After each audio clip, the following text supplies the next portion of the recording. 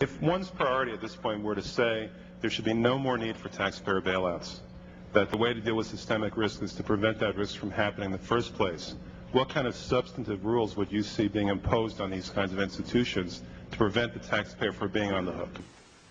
I'm troubled, however, by the $250 billion contingent fund set aside by the President to assist with further troubled assets relief.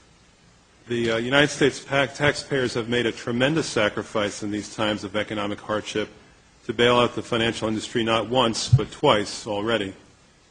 Bad banks must be held accountable for their incompetence or we'll all go broke.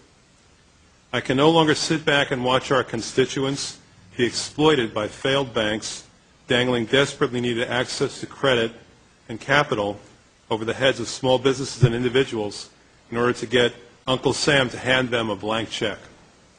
You just said that $1.2 trillion has been lent or spent, as the case may be. That's $4,000 for every man, woman, and child in this country. Don't Americans have the right to know how you spent that money? Yeah. All right. Well, specifically, I'd like to know how much was given to Credit Suisse and what you got in return. How much was given to Citibank, what you got in return. If you put out $50 billion to Credit Suisse, the taxpayers need to know that.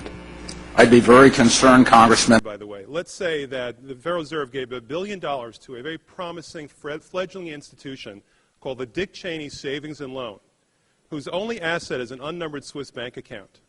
Don't you think it would be a good idea to have the GAO have authority to look into that?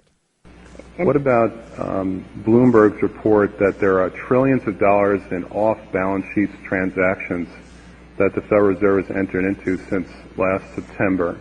Are you familiar with those off-balance sheet transactions?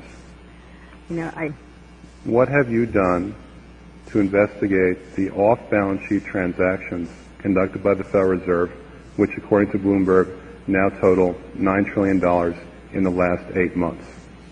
Well, I have a copy of the Inspector General Act here in front of me, and it says, among other things, that it's your responsibility to conduct and supervise audits and investigations relating to the programs and operations of your agency. That's correct. So I'm asking you if your agency has, in fact, according to Bloomberg, extended $9 trillion in credit, which, by the way, works out to $30,000 for every single man, woman, and child in this country. I'd like to know, if you're not responsible for investigating that, who is? Can you tell me if there's any response to a threat to the system, a systemic risk, that does not involve the transfer of hundreds of billions of dollars out of the taxpayer's pocket to the banks? Let's start with Mr. Ryan. I don't know where you're really going with your questions. You tell me, Mr. Panay, where I can get a deal like this, where I can get $250 billion in insurance, as you put it, for toxic assets that barely have a bid in the marketplace and only pay $7 billion for that. You tell me where I can get a deal like that. Well, if it turns out that they're not truly toxic and there is an upside, who gets the upside?